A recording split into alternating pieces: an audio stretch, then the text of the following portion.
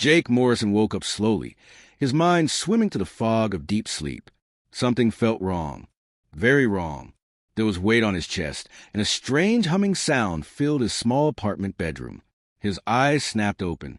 A blue-skinned woman with silver hair was sitting directly on his chest, her legs folded beneath her. She wore a simple white uniform that looked like something a maid might wear, but her hands held two glowing crystal devices that she pressed gently against his temples. Jake tried to scream, but only a strangled sound came out. He attempted to push her off, but his arms felt heavy and slow. "Please do not move," the woman said in careful, accented English. "I am fixing the poison in your mind thoughts. Very important. You will die without repair." "What were you doing?" Jake managed to whisper. The woman looked down at him with large, golden eyes that seemed to glow in the dim morning light. "I am Lyra, your housekeeper. Remember? You hired me 3 days ago from Galaxy Home Services." Jake's memory slowly returned. Yes, he had hired an alien housekeeper. Earth had joined something called the Galactic Federation 2 years ago, and alien workers were becoming common. His friends had recommended it after Jake complained about his messy apartment and long work hours. But he didn't remember hiring someone to sit on him and touch his brain with glowing rocks. "The brain scan is almost complete," Lyra said, her voice gentle but focused. "Your species has very sick mind patterns. Much worse than the report said. I must begin treatment immediately, or the madness will spread to your body systems." "Madness?" Jake tried to sit up, but Lyra's weight kept him pinned. "I'm not mad. I'm perfectly normal." "No." Lyra shook her head sadly. "Your thoughts jump everywhere. They make pictures of things that do not exist. They create stories about fake people. They imagine futures that cannot happen. This is severe mental illness among all civilized species." Jake stared at her. "You mean imagination? Is that what you call the poison?" Lyra's golden eyes widened. "Yes, this imagination sickness is very dangerous. But do not worry. My people are expert healers. We can make your mind clean and logical like it should be." The crystals in her hands pulsed brighter, and Jake felt a strange tingling in his head. It wasn't painful, but it felt like someone was rearranging his thoughts. "Wait," he said. "Stop. I don't want my mind changed." "Of course you do not want it," Lyra said patiently. "The sickness makes you think the poison thoughts are good. This is common. All sick minds resist healing at first." Jake looked around his bedroom. Everything seemed normal. His computer desk covered with coffee cups and code printouts, his bookshelf full of science fiction novels, his guitar leaning against the wall. These were the things that made him happy. "How long have you been doing this to me?" he asked. 3 days, Lyra replied. "Every night when you sleep, I perform brain cleaning. But your case is much worse than expected. The imagination poison is spread very deep. I may need many weeks of treatment." Jake felt a chill run through him. She had been messing with his brain for 3 days while he slept. What had she already changed? He tried to remember the past few days, but everything seemed normal. He had gone to work, written code, talked with his friends. But wait, had he been less creative lately? He tried to remember the last time he had come up with a really good idea for his programming projects. The last time he had picked up his guitar. The last time he had read one of his favorite fantasy books. He couldn't remember. "You're stealing my creativity," he said, his voice growing stronger. "You're taking away the things that make me human." Lyra looked confused. "Creativity? I do not know this word. I am removing toxic thought patterns that cause mental chaos. When I am finished, your mind will be clear and peaceful like all healthy beings in the galaxy." "Get off me," Jake said firmly. "The treatment is not complete. Please remain still." "I said get off." Jake pushed harder, and this time managed to roll sideways. Lyra tumbled to the floor with a surprised cry, her crystals clattering across the hardwood. Jake sat up on the edge of his bed, his head spinning. "I don't want your treatment. I want you to leave my apartment." Lyra picked herself up gracefully and collected her crystals. She looked at Jake with what seemed like genuine sadness. "I understand your fear, but if I do not heal you, much worse things will happen. The Galactic Council will declare your entire species mentally defective. Earth will be quarantined forever, or your people will be removed. Removed? It has happened before with other sick species. The galaxy cannot allow mental illness to spread. Imagination poison is very contagious. Jake stood up, wrapping his bathrobe around himself. You're talking about genocide. I do not know this word either, Lyra said. I only know that I was sent to help you. My mission is to cure as many humans as possible before the Council makes their final decision about your species. Jake walked to his window and looked out at the city below. Everything looked the same. Cars moving through traffic, people walking on sidewalks, the normal chaos of human life. But now he wondered how many other aliens were out there, secretly treating humans while they slept. How many of you are there? He asked. Many, Lyra said. We have been placed in homes across your planet. The Galaxy Home Services Company is actually a medical organization. We are therapists, not housekeepers. Jake turned back to her. Despite everything, he found himself curious about this strange woman. She genuinely seemed to believe she was helping him. Her golden eyes held no malice, only concern. Tell me about your people, he said. What are you called? I am Altarian, she replied. My species mastered mental health treatment long ago. We eliminated imagination sickness from our population 5,000 years ago. Now we live in perfect logical harmony. And you've never created anything new since then? Lyra looked puzzled. Why would we need new things? We have achieved perfection. Jake almost laughed, but the situation was too serious. Lyra, what if I told you that imagination isn't sickness? What if it's actually our greatest strength? That is impossible, she said firmly. Chaotic thoughts lead to unpredictable behavior. Unpredictable behavior leads to conflict and suffering. This is basic medical science. But without imagination, how do you solve new problems? How do you create art or music? How do you fall in love?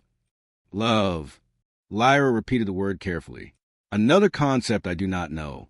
Altarians choose mates based on genetic compatibility and logical partnership benefits. It is very efficient. Jake sat down in his desk chair, his mind racing. This was bigger than just his own situation. If aliens were secretly treating humans all over the world, they were essentially lobotomizing his entire species. Lyra, he said slowly, I want to make a deal with you. What kind of deal? Give me 1 week. Don't do any more treatments on me. Let me show you what human imagination can actually do. If I can prove to you that our sickness is actually valuable, will you consider that your medical knowledge might be wrong? Lyra was quiet for a long time. She turned one of her crystals over in her hands, its soft glow reflecting off her blue skin. This is very dangerous, she said finally. If the poison spreads further in your mind, you could become completely irrational. You might hurt yourself or others. Have you ever seen a human hurt someone because of imagination? No, she admitted, but the theoretical risk. Forget theory, Jake interrupted. Look at evidence. Look at me. I've had imagination my whole life. Has it made me dangerous? Lyra studied him with those strange golden eyes. You do not seem dangerous, she said slowly. Confused and illogical, yes, but not dangerous. Then give me the week. She was quiet again, thinking. Jake could almost see her logical mind working through the problem. If I agree to this, she said finally, and you become worse, I will be blamed. My people might punish me for allowing imagination poison to spread. And if you cure me, and it turns out imagination was actually valuable, your people will have destroyed something precious forever. Lyra's expression showed she had never considered this possibility. You believe your mental chaos has value? I know it does. Let me prove it to you. She stood up and walked to his window, looking out at the city as he had done. 1 week. 1 week. And you will submit to daily monitoring? I must be able to scan your brain to ensure the poison does not reach dangerous levels. As long as you don't change anything. Agreed. But Jake Morrison, she turned to face him, her voice serious. If I see any sign that the imagination sickness is making you harmful, I will resume treatment immediately. Jake nodded. Fair enough. As they shook hands, Jake felt like he had just made the most important deal of his life, not just for himself, but possibly for all of humanity. He just hoped he could prove that being human was worth saving. The next morning, Jake woke up naturally for the first time in 3 days. No blue-skinned aliens sitting on his chest. No glowing crystals pressed against his temples. Just normal sunlight streaming through his bedroom window. He found Lyra in his kitchen, standing perfectly still in front of his coffee maker. She was staring at it with intense concentration. Problem? Jake asked. This device is illogical, she said without turning around. It has far too many unnecessary functions. Why does it need 17 different settings to heat water and filter plant matter? Jake looked at his coffee maker. It was pretty basic, just a regular drip machine he bought on sale 3 years ago. What do coffee makers look like on your planet? We do not have coffee. We have nutrition dispensers that provide exactly the correct chemical compounds for optimal health. One button. Perfect efficiency. But what if someone wants their drink a little stronger, or weaker, or with different flavors? Lyra finally turned to look at him. Why would anyone want variations from the optimal formula? Jake realized this was going to be a very educational week for both of them. Let me make us some coffee, he said. I'll show you what human choice looks like. As Jake prepared 2 cups, he explained his process. I like mine strong and black, but you might prefer it lighter, so I'll add milk to yours. Some people like sugar, some like cream, some like flavored syrups. There are thousands of ways to make coffee because humans have different preferences. But surely there's one objectively correct way, Lyra said, watching him work. Nope, that's the beauty of it. There's no right or wrong, just different. He handed her a cup. She sniffed it carefully before taking a tiny sip. Her golden eyes widened slightly. This is pleasant, she said, sounding surprised. The flavor is much more complex than nutrition compounds. That's because it wasn't designed just for efficiency. It was designed for enjoyment. They sat at a small kitchen table, and Jake noticed Lyra examining everything around them with curious eyes. His mismatched chairs, the colorful magnets on his refrigerator, the small herb garden growing on his windowsill. Your living space is very chaotic, she observed. Nothing matches anything else. It must be very stressful. Jake looked around his apartment, trying to see it through her eyes. She was right. Nothing matched. His furniture was a mix of hand-me-downs and thrift store finds. His walls were covered with movie posters, family photos, and random artwork he collected over the years. Actually, it makes me happy, he said. Each thing has a story or a memory attached to it. Stories about furniture? Well, that chair came from my grandmother's house. This table was the first thing I bought when I got my own apartment. That painting was made by a friend of mine. They're not just objects, they're pieces of my life. Lyra looked confused. But if you replace them all with identical, efficient items, they would function the same way. Function isn't everything, Jake said. What about beauty? What about emotional connection? I do not understand these concepts. Jake got an idea. Come with me. He led her to his desk, where his guitar was propped against the wall. He picked it up and strummed a few chords. The sound filled the apartment with warm, rich tones. What is the purpose of this device? Lyra asked. It doesn't have a purpose, exactly. It makes music. Music serve what function? Jake thought about how to explain music to someone who had never experienced it. Listen, he said, and began to play a simple melody he'd written years ago. It was nothing fancy, just a gentle tune that always made him feel peaceful. As he played, he watched Lyra's expression change. Her perfectly controlled posture softened slightly. Her golden eyes seemed to lose their sharp focus.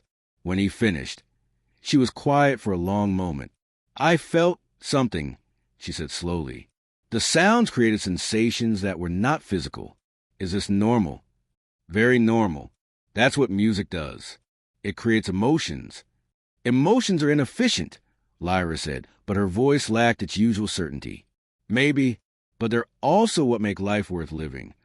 Jake spent the rest of the morning showing Lyra other examples of human creativity. He pulled out some of his favorite books and read her passages that painted vivid pictures with words. He showed her movies that made her gasp at plot twists she never saw coming. He played her different types of music, classical, rock, jazz, electronic, and watched her try to process the incredible variety of human expression. "Your species creates things that serve no survival function," she said as they ate lunch. "This seems like a waste of mental energy. What if I told you that creativity actually helps us survive?" Jake asked, "How is this possible?" Jake opened his laptop and pulled up some of his recent programming work. "This is my job. I write code that solves problems for businesses. But the interesting part isn't just making programs that work. It's finding creative solutions that work better than anyone expected."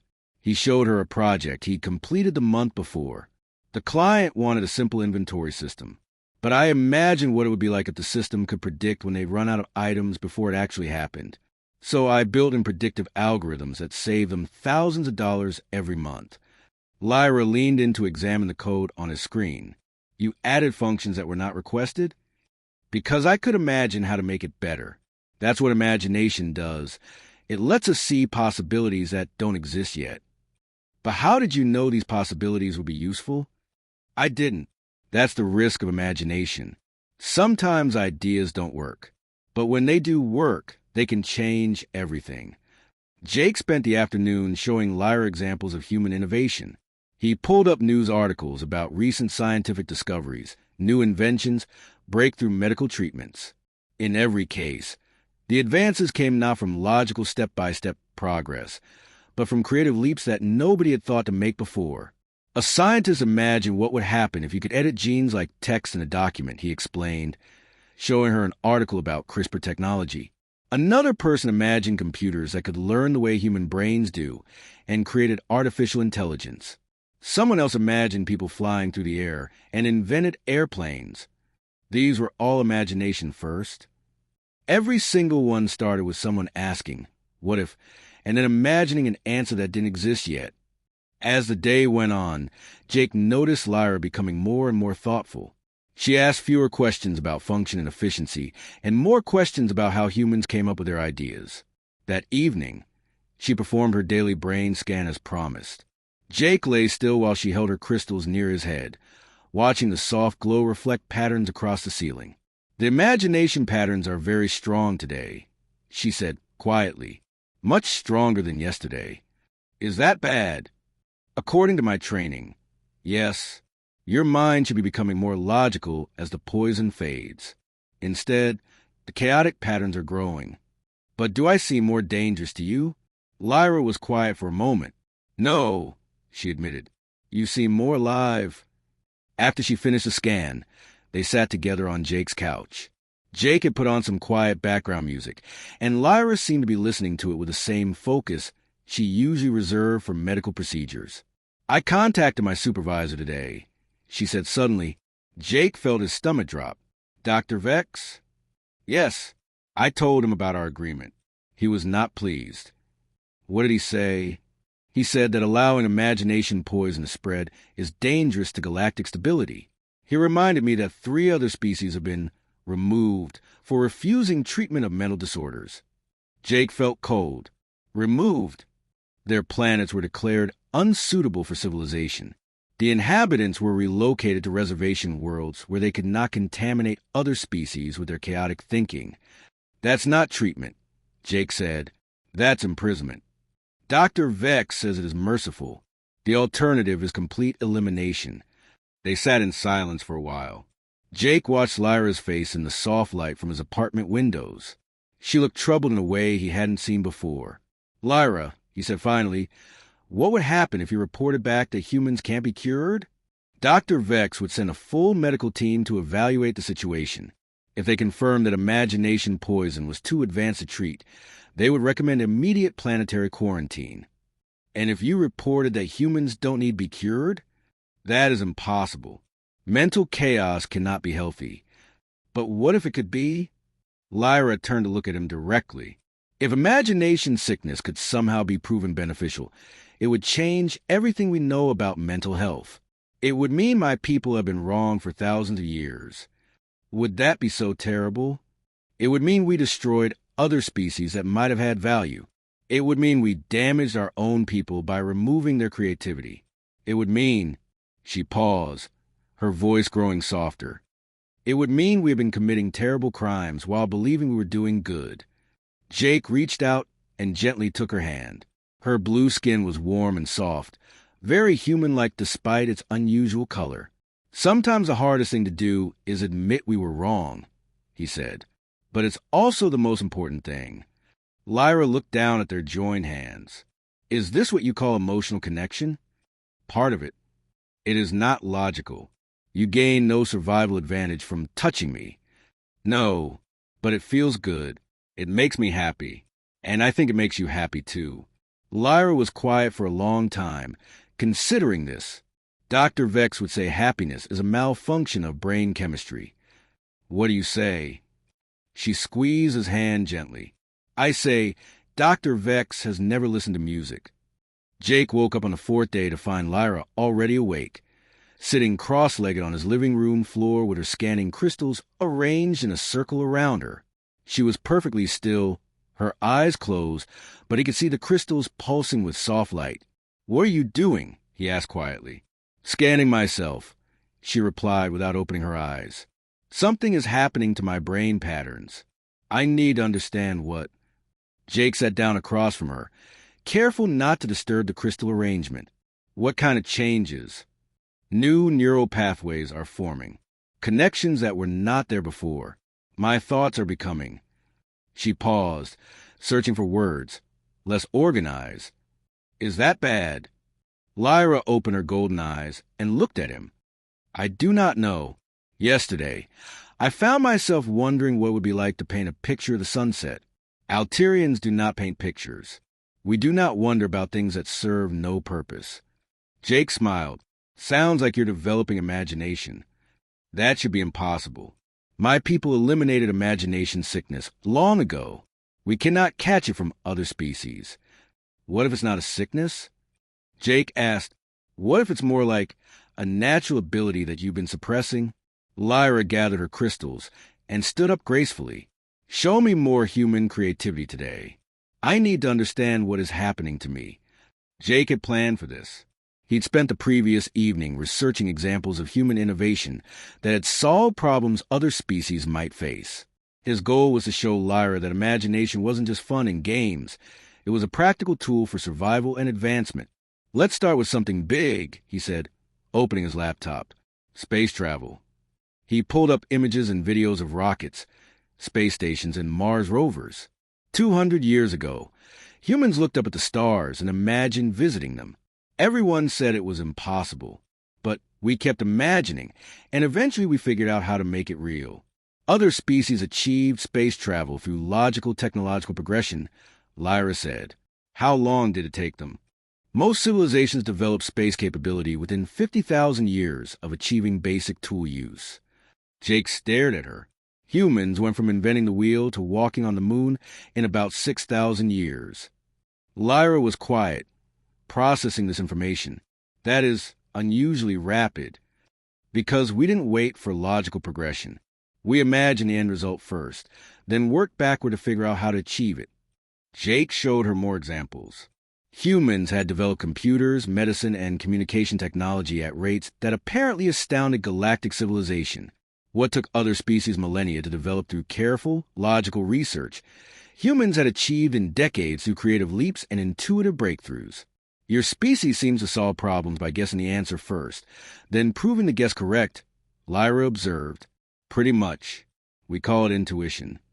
This is very inefficient. You must waste enormous resources on incorrect guesses. Sometimes. But when we're right, we skip thousands of years of slow progress. As they talked, Jake noticed Lyra becoming more animated. She asked more questions, made more observations, and even offered a few theories of her own. Her rigid, controlled manner was softening into something more natural and curious. I want to try something, she said suddenly. You showed me music yesterday. I want to see if I can create music. Jake was surprised. Really? The sounds your guitar made caused unusual sensations in my brain. I want to understand how they're constructed. Jake handed her his guitar. Just experiment. There's no right or wrong way to do it. Lyra held the instrument awkwardly at first, but quickly figured out how to position it properly. She plucked individual strings, listening carefully to each note. Then she began pressing her fingers against the fretboard, discovering how the pitch changed. For the next hour, Jake watched something amazing happen. Lyra approached music the way her people probably approached everything, with logical, systematic analysis. But gradually, something else emerged. She began combining notes not because they followed a logical pattern, but because they sounded pleasing together. She started creating simple melodies that had emotional resonance rather than mathematical precision. "This is very strange," she said, still playing. "I am making choices based on feeling rather than logic." "That's exactly right. Music is a language of emotions." Lyra played a sequence of notes that sounded sad and beautiful. "I think I am creating something that represents loneliness." "That's gorgeous," Jake said. "Play it again." As she repeated the melody, Jake noticed tears forming in her golden eyes. "I understand now," she whispered. "This is not just sound. It is a way of sharing internal experiences with others." "Yes. No wonder my people eliminated imagination. This is very powerful." Jake felt a chill. Powerful how? Lyra set down the guitar and looked at him seriously. If beings can share emotions and ideas through creativity, they can influence each other in ways that pure logic cannot control. They can inspire others to think differently, to question authority, to imagine alternatives to existing systems. And that scares your leaders? It terrifies them. Galactic civilization is based on order, hierarchy, and predictable behavior. If people start imagining different ways of living, the entire system could become unstable. Jake was beginning to understand the true scope of what they were dealing with. So removing imagination isn't medical treatment. It's political control. I am beginning to suspect you are correct. They spent the rest of the morning exploring this idea. Jake showed Lyra examples of human art, literature, and music that had inspired social change, songs that had rallied people to fight for freedom, books that had opened minds to new ideas, paintings that had made people see beauty in unexpected places. Every major advancement in human civilization started with someone imagining a better way, he explained. Someone looked at slavery and imagined freedom. Someone looked at disease and imagined medicine. Someone looked at war and imagined peace. And these imagination-inspired changes improved life for humans? Not always immediately. Change is messy and sometimes painful. But overall, yes, imagination has made human civilization more just, more prosperous, and more beautiful than it would have been with pure logic alone. Lyra was quiet for a long time, thinking, if this is true for humans, it might be true for other species as well. What do you mean? The species that were removed for having mental disorders. What if they weren't sick? What if they were creative? Jake felt his heart racing. How many species has the Federation eliminated? 7 in the past 1,000 years. Always for the same reason. Incurable mental chaos that threatened galactic stability. And now they want to eliminate humans for the same reason. Yes. Jake paced around his apartment, his mind spinning with possibilities and dangers. Lyra, we need to contact someone. Other humans need to know what's really happening. That would be very dangerous. If the Federation discovers that humans are actively resisting treatment, they will move immediately to full quarantine protocols. And if we don't resist, they'll lobotomize our entire species. Lyra stood up and began pacing as well, mirroring Jake's agitated movement. There might be another option, she said slowly. What? What if we could prove to the Galactic Council that imagination is not a mental illness, but a valuable capability? What if we could demonstrate that creative species contribute more to galactic civilization than they threaten? Jake stopped pacing. You think they might listen? The Council makes decisions based on evidence and logical argument. If we could present sufficient proof that imagination benefits rather than harms civilization, they might reverse their policy. But how do we get that proof? Lyra walked to Jake's window and looked out at the city. We would need to document everything. Human creative achievements. The speed of your technological advancement. The ways imagination has solved problems that pure logic could not.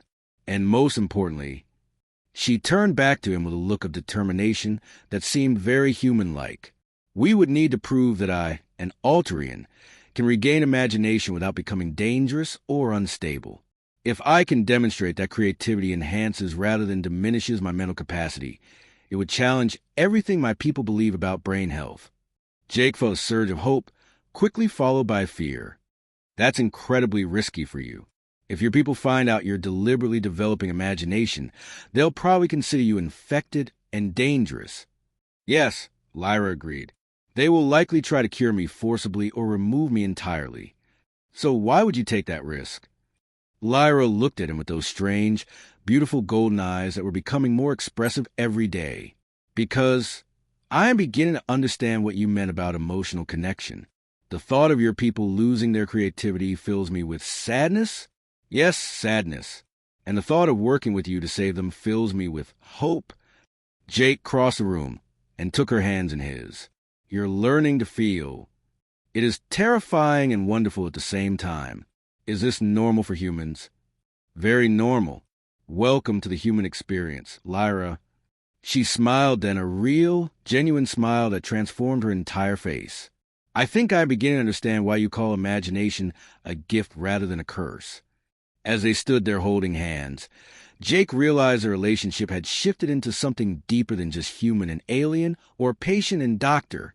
They were becoming partners in the truest sense, two minds working together to solve an impossible problem. "So we have 3 days left before you have to report back," he said. 3 days to prove that imagination can save civilizations instead of destroying them. Think we can do it?" Lyra squeezed his hands. "I imagine we can." Jake laughed. "Listen to you, using imagination as a verb. You're definitely getting the hang of being human." "Perhaps," Lyra said thoughtfully. "Or perhaps I am learning to be more truly Alterian than I ever was before." On the 5th day, everything changed. Jake woke up to find Lyra standing frozen by his apartment window, her communication device glowing urgently in her hand. Her normally calm expression showed something he had never seen before: panic. "What's wrong?" he asked, jumping out of bed. "Dr. Vex is coming here. Today. He says my reports have been concerning, and he wants to examine both of us personally." Jake felt his stomach drop. "How long do we have?" 3 hours, maybe 4. He is traveling from the Federation medical ship in orbit. Jake ran his hands through his hair, his mind racing. They had planned to spend the remaining days gathering more evidence about human creativity. They weren't ready for a direct confrontation with Lyra's supervisor. "What exactly did you tell him in your reports?" Jake asked. Lyra set down her device and turned to face him. "I told him the truth, that the imagination patterns in your brain were not decreasing as expected, that you showed no signs of becoming dangerous or unstable, that human creativity might serve useful functions." And he didn't like that. He said, "I was clearly being contaminated by prolonged exposure to imagination sickness. He ordered me to begin intensive treatment on you immediately and to prepare for my own mental cleansing when he arrives." Jake walked to his computer and started typing quickly. "Then we need to work fast. Can you contact other Alterians who are working with humans?" "That would be forbidden. We are supposed to work independently to avoid cross-contamination. Lyra, if Dr. Vex is coming to cleanse your mind, you'll lose everything you've discovered about creativity. You'll go back to being a logical robot, and humans will lose our only ally in the Federation." Lyra was quiet for a moment, watching Jake work at his computer. "What are you doing?" "Sending messages to every human I can think of who might have an alien housekeeper. If there are Alterians all over the world secretly treating humans, then there are humans all over the world who need to know what's really happening." Jake typed furiously, sending emails to friends, family members, co-workers, and even strangers he found on social media who had mentioned hiring alien domestic help. His message was simple but urgent. "Check if your alien housekeeper has been scanning your brain while you sleep. This is not normal cleaning service. Respond immediately if this is happening to you. This is very dangerous," Lyra said. "If Dr. Vex discovers that humans are organized in resistance, he will call for immediate planetary intervention." And if we don't organize, he'll lobotomize everyone one by one until there's no creativity left on Earth. Jake's computer started pinging with responses almost immediately. Message after message from humans who confirmed that yes, their alien housekeepers had been performing strange medical procedures while they slept. Many reported feeling less creative, less energetic, less like themselves over the past few weeks. Look at this, Jake said, showing Lyra the flood of responses. There are hundreds of them, maybe thousands. Your people have been systematically brainwashing humans across the entire planet. Lyra read the messages, her golden eyes growing wider with each one. This is a much larger operation than I realized. Jake's phone started ringing. He answered to find Tom, a programmer friend from work. Jake, this is insane. Tom's voice was shaky. My housekeeper, Nira, has been doing brain scans on me for 2 weeks. When I confronted her about it this morning, she said she was curing my mental illness. She tried to force me to lie down for another treatment. Where are you now? I locked myself in my bathroom. She's standing outside the door saying I need immediate medical attention, or I'll become dangerous. What the hell is going on? Jake looked at Lyra, who was listening to the conversation. She nodded grimly. Tom, listen carefully. Get out of your apartment if you can. Go somewhere public with lots of people. I'll explain everything later, but right now you need to stay away from your housekeeper. But she says I'm sick. You're not sick. None of us are. I'll call you back in an hour. Jake hung up and immediately started receiving similar calls from other people. Human after human reporting that their alien housekeepers were trying to force them into brain treatments, claiming they were mentally ill and dangerous. It's starting, Lyra said quietly. Dr. Vex must have ordered all field agents to begin intensive treatment immediately. Because he knows we're on to them? Because the week I gave you is almost over, and he expected me to report that you were cured by now. Jake's computer chimed with a new message. This one was different. It came from someone named Marcus Chun, who claimed to be a neurologist at Johns Hopkins Hospital. Dr. Morrison, the message read, I don't know who you are, but your email reached me just as I was documenting the strangest case I've ever seen. We've had 17 patients admitted in the past 48 hours, all with identical symptoms. Sudden loss of creativity, reduced emotional response, and what appears to be artificial neural pathway disruption. All 17 had recently hired alien domestic workers.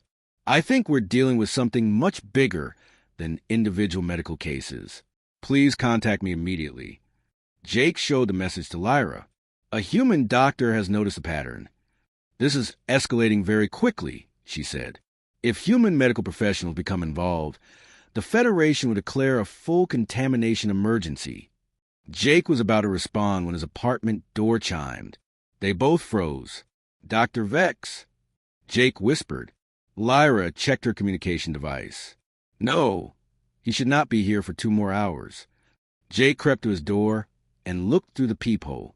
A young woman with dark hair stood in the hallway, looking nervous and glancing around as if she was being followed. I don't recognize her, Jake said. The woman knocked softly. Jake Morrison? My name is Emma Rodriguez. I got your message about alien housekeepers. I think we need to talk. Jake looked at Lyra, who shrugged. He opened the door carefully. Emma was in her 20s, wearing jeans and a university sweatshirt. She looked like a perfectly normal human, except for her eyes. They had an intensity that reminded Jake of Lyra. Thank you for opening the door, Emma said quickly.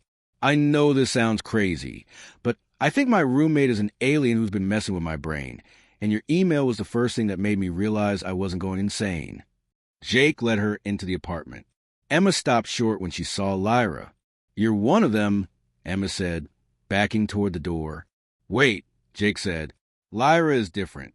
She's helping us. Helping you what? Destroy human civilization. Lyra stepped forward slowly, her hands visible and empty. I am helping Jake understand what my people are doing to yours, and trying to find a way to stop it. Emma looked between them suspiciously. Prove it. Lyra picked up her guitar and played the sad, beautiful melody she had created the day before. As the music filled the apartment, Emma's expression softened. You made that? Emma asked. Yesterday. Jake taught me that music is a way to share emotions. My people eliminated music from our culture thousands of years ago. Because it made you too creative? Yes. Emma sat down heavily in Jake's desk chair. My roommate Kira has been scanning my brain every night for 3 weeks. She says I have a mental disorder that makes me think in chaotic patterns. But those chaotic patterns are how I write poetry. They're how I solve problems in my research. They're how I fall in love and make friends and feel alive. What kind of research do you do? Jake asked. Quantum physics. I'm working on theoretical models for faster-than-light communication. My professor says I have an intuitive understanding of complex systems that most people take years to develop. Lyra's eyes widened. Faster-than-light communication? It's just theoretical. But yes, I think I've figured out how to use quantum entanglement to send information instantly across any distance. That is impossible, Lyra said automatically, then caught herself. I mean, my people have been trying to solve that problem for millennia. Have they tried approaching it through creative intuition instead of logical analysis? Lyra was quiet for a moment. No, we do not use creative intuition for anything. Emma laughed, but it wasn't a happy sound. Well, there's your problem. Some puzzles can't be solved with logic alone. They require you to make leaps, to see patterns that don't make sense until suddenly they do. Jake's phone rang again. This time it was Dr. Marcus Chun from Johns Hopkins. Mr. Morrison, I'm glad you called back. I've been in contact with colleagues at other hospitals. We're seeing this pattern nationwide. Humans losing creativity and emotional depth after exposure to alien domestic workers. But here's the interesting part. We've also identified several humans who seem to be resisting the treatments. Resisting how? Their brains are actively fighting the neural modifications. Instead of becoming more logical, they're becoming more creative. It's as if human imagination is adapting to defend itself. Jake looked at Emma and Lyra. Dr. Chun, I'm going to send you some information that might help you understand what's really happening. But first, I need to ask, do you believe human creativity is valuable? Valuable? Mr. Morrison, human creativity is our species' greatest asset. It's what allowed us to dominate this planet, to develop technology, to create art and music and literature. Without creativity, we'd still be living in caves. Then help us save it. After Jake hung up, the three of them spent the next hour coordinating with humans across the globe. Emma used her university connections to contact researchers and scientists. Jake reached out to artists, writers, and programmers. Dr. Chin connected them with medical professionals who were documenting the widespread neural modifications. A picture emerged that was both terrifying and hopeful. The Alterians had indeed placed thousands of agents across Earth, all working to systematically eliminate human creativity. But their treatments weren't working as expected. Many humans were developing resistance. Some were actually becoming more creative in response to the attempts to suppress their imagination. It's like our brains are evolving to protect themselves, Emma said, reading reports from neuroscientists around the world. Or maybe human creativity is stronger than we realized, Jake suggested. Lyra had been quietly monitoring her communication device. Dr. Vex has arrived on the surface, she announced. He will be here in 30 minutes. Are you ready for this? Jake asked her. Lyra stood up and walked to the window one more time, looking out at the city where millions of humans were living their creative, chaotic, beautiful lives. I am ready to tell him that imagination is not a disease, she said. I am ready to tell him that my people have been wrong for thousands of years, and I am ready to face the consequences of that truth. Emma stood up as well. You won't face them alone. Jake, can you contact that doctor again? And everyone else we've been talking to. What are you thinking? Emma smiled, and Jake saw the same creative spark in her eyes that he felt in his own mind every day. I'm thinking it's time to show the galaxy what human imagination can really do. Dr. Vex arrived exactly when Lyra had predicted, flanked by 2 other Alterians in pristine white medical uniforms. Jake watched from his window as they approached his apartment building with the precise, coordinated movements of beings who had eliminated spontaneity from their existence. He brought assistants, Lyra observed, checking her scanner readings one last time. Dr. Kane and Dr. Nix. They specialize in treating severe imagination contamination. Emma had hidden in Jake's bedroom, but she was connected to their growing network of human contacts through her laptop. In the past 30 minutes, she had coordinated with over 200 researchers, artists, and doctors across 6 continents. "Everyone's in position," she whispered from the other room. "When you give the signal, we'll broadcast everything simultaneously." Jake opened his apartment door before Dr. Vex could knock. The Alterian supervisor was taller than Lyra, with the same blue skin and golden eyes, but his face held none of the warmth and curiosity that Lyra had developed over the past week. "Agent Lyra," Dr. Vex said, without greeting Jake, "you will step away from a contaminated human immediately." "Hello, Dr. Vex," Lyra replied calmly. "I would like to present my findings about human neural patterns before you begin any treatments." Dr. Vex's assistants moved to flank Jake, their own scanning crystals already glowing. "The time for observation has ended. This human has clearly infected you with advanced imagination sickness.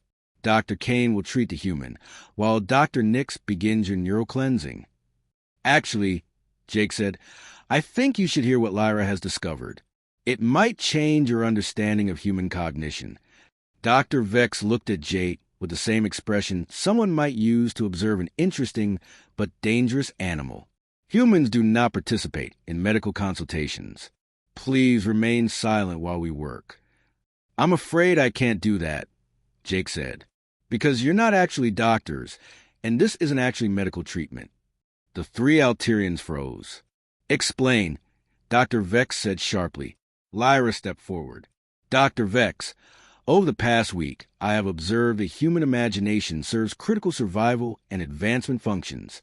Far from being a mental illness, creativity appears to be the key to their species' rapid technological development and problem-solving abilities. Impossible, chaotic thinking patterns cannot produce beneficial outcomes." "I have evidence," Lyra said. She activated her personal display device, projecting holographic images into the center of Jake's living room. "Human technological advancement compared to other species shows a rate of innovation approximately 50 times faster than the galactic average." Dr. Vex studied the data projections. "This information is incorrect. No species can develop technology at such rates without severe social instability. And yet human civilization remains stable while continuing to innovate," Lyra continued. "Furthermore, I have observed that exposure to human creativity has enhanced my own cognitive capabilities rather than damaging them." Dr. Kane and Dr. Nix exchanged concerned glances. "Agent Lyra," Dr. Kane said, "you are clearly experiencing advanced contamination symptoms. We must begin treatment immediately." "Wait," Jake said. "Before you do anything irreversible, let me show you something." He activated his laptop, which was connected to Emma's coordination network. Suddenly, Jake's small apartment was linked to locations around the world. The laptop screen split into dozens of video feeds. In each one, a human stood next to their Alterian housekeeper. But something was different about these scenes. Instead of the Alterians restraining or treating the humans, they were working together. "What you're seeing," Jake explained, "is happening simultaneously in over 200 locations worldwide. Humans and Alterians collaborating to solve problems that neither could handle alone." In one feed, a human artist and her Alterian companion had created a sculpture that seemed to shift and flow in impossible ways, combining human creativity with Alterian technical precision. In another, a human physicist and his Alterian housekeeper had developed mathematical proofs that bridged intuitive leaps with logical verification. "This is fabrication," Dr. Vex said, but his voice lacked certainty. Emma emerged from the bedroom, carrying her laptop. "Dr. Vex, I'm Emma Rodriguez, quantum physicist at Johns Hopkins University. 3 weeks ago, I was stuck on a theoretical problem that could revolutionize galactic communication. Yesterday, working with my Alterian companion Kira, we solved it." She turned her laptop screen toward the Alterians, showing complex mathematical equations that filled the display. "Faster-than-light information transfer using quantum entanglement networks. Your people have been trying to develop this technology for thousands of years." Dr. Vex leaned forward to examine the equations. His golden eyes widened. These calculations, they are correct, but the logical framework should be impossible. It's impossible if you only use logic, Emma said. But if you combine logical analysis with creative intuition, the solution becomes clear. Jake watched as Dr. Vex processed this information. For the first time, the Alterian supervisor looked uncertain. Even if these claims are accurate, Dr. Vex said slowly, imagination sickness still poses a threat to galactic stability. Creative beings are unpredictable. They question authority. They imagine alternatives to established systems. Yes, Lyra said firmly. They do. She moved to stand beside Jake and Emma. Dr. Vex, I have spent this week experiencing creativity for the first time in my life. I have felt music and created art and formed emotional connections. And you are correct. It has made me question our authority. Dr. Kane stepped forward with his scanning crystals raised. Agent Lyra, submit to immediate treatment. No. The simple word hung in the air like a challenge. Dr. Vex's assistants looked shocked. Alterians did not refuse orders from medical superiors. I refuse treatment, Lyra continued, because I now understand that our medical protocols are not designed to heal but to control. We have been eliminating creativity from the galaxy not to prevent mental illness, but to prevent beings from imagining better ways to live. Jake's laptop chimed with an incoming message. Dr. Chen's voice came through the speakers. Jake, we're ready on this end. Every major medical center in North America is prepared to release our findings simultaneously. What findings? Dr. Vex demanded. Emma pulled up another screen, showing brain scan data from hospitals around the world. Human neural patterns before and after Alterian treatment. What you call curing imagination sickness, we call lobotomy. You're not healing damaged brains. You're damaging healthy ones. Furthermore, Jake added, we've documented similar patterns from the 7 species you eliminated over the past 1,000 years. They weren't mentally ill. They were creative. And you destroyed them for being different. Dr. Vex's composed expression cracked. Those species were dangerous. They caused chaos, rebellion, instability. They imagined better lives for themselves, Lyra said, and that threatened your control over the galaxy. Dr. Nix raised her scanning device toward Lyra. Dr. Vex, Agent Lyra has clearly been completely contaminated. We must act immediately. But before she could activate the device, every screen in Jake's apartment lit up with the same message. Galactic broadcast. Urgent medical discovery. Dr. Chen's voice filled the room. To all members of the Galactic Federation, this is Dr. Marcus Chun, speaking on behalf of medical professionals across Earth. We have discovered that what the Federation calls imagination sickness is actually a crucial cognitive ability that enhances problem-solving, innovation, and social cooperation. The broadcast continued with testimonials from human scientists, demonstrations of creative problem-solving, and documentation of the neural damage caused by Alterian treatments. But most importantly, it included messages from other species across the galaxy, beings who had hidden their own creativity for centuries, pretending to be purely logical to avoid Federation persecution.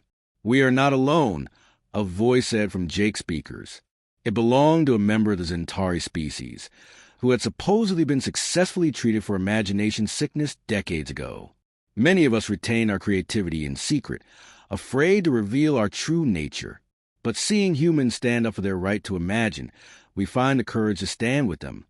Dr. Vex stared at the screens as more and more species across the galaxy revealed that they too possessed creativity, that they too had been forced to suppress it, and that they were ready to reclaim it.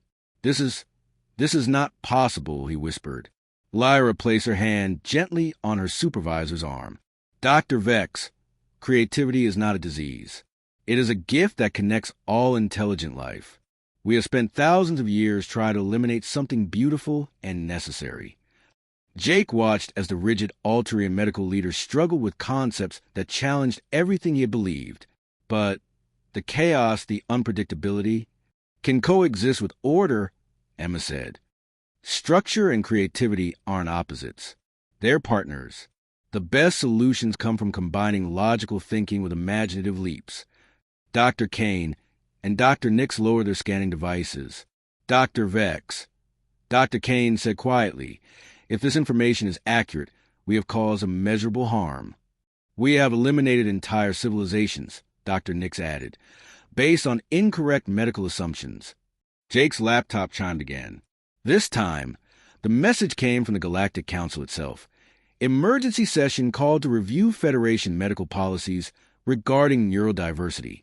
All species representatives to convene immediately. Dr. Vex looked around Jake's apartment.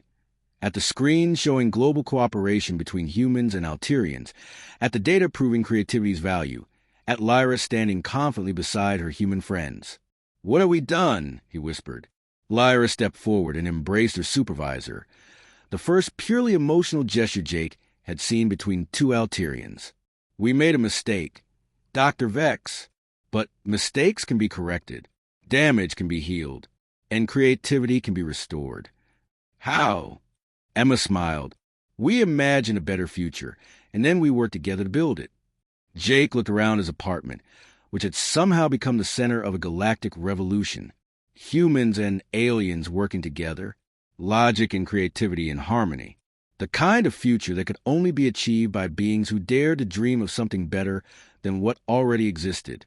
6 months later, Jake stood on the observation deck of the Federation's new cultural exchange station, watching ships arrive from across the galaxy. The station had been designed through a collaboration between human architects and Altrian engineers, combining artistic vision with technical precision to create something neither species could have achieved alone. Lyra joined him at the viewport, carrying a musical instrument she had designed herself, a fusion of human guitar principles with Altrian sonic technology. "The Council approved the Creativity Restoration Project this morning," she reported. "We'll be able to help the Zentari rediscover their artistic traditions within the year." And the species that were eliminated? 3 of them had survivors in hidden colonies. They're being relocated to worlds where they can rebuild their civilizations freely. Jake watched a ship dock that carried the first group of young Alterians who had volunteered to have their creativity restored. They emerged looking nervous but excited, ready to experience imagination for the first time in their lives. "Any regrets?" Jake asked Lyra. She played a soft melody on her instrument, the notes drifting across the observation deck like musical starlight. "Only that it took us so long to understand what you knew all along." "What's that?" "That the most beautiful things in the universe can only be created by minds brave enough to dream of the impossible." Jake took her hand as they watched the galaxy's first truly creative civilization begin to unfold around them. Humans had saved their own imagination by sharing it with the universe.